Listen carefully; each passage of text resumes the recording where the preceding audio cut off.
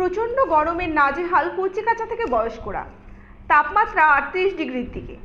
নিত্য প্রয়োজনীয় জিনিস ও জীবিকার জন্য সবাইকে ঘরের থেকে বের হতে হচ্ছে।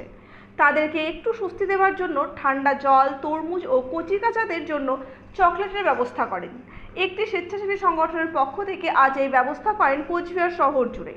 সেই স্বেচ্ছাসেবী সংগঠনের পক্ষ থেকে পথ চলতি মানুষ, টোটো চালক ও শিশুদের জন্য চকলেট তুলে দেয়। তাদের এই কর্মসূচি 7 দিন ব্যাপী চলবে বিভিন্ন জায়গায়। সেই সংগঠনের পক্ষ থেকে আজ আবেদন, যদি তাদের অর্থ বা জলের বোতল দিয়ে সহযোগিতা করে তাহলে তারা আরো বেশি দিন এই কর্মসূচি চালাতে পারবেন। দারুণ লাগলো, দারুণ হয়েছে এবং যে গরম পড়ছে এটা খুব সত্যি সুন্দর।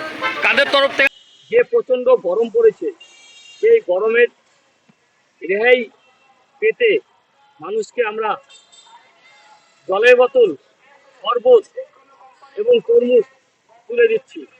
আমরা আজ প্রথম দিন শুরু করলাম পুলিশ লাইন চৌমুহনী থেকে।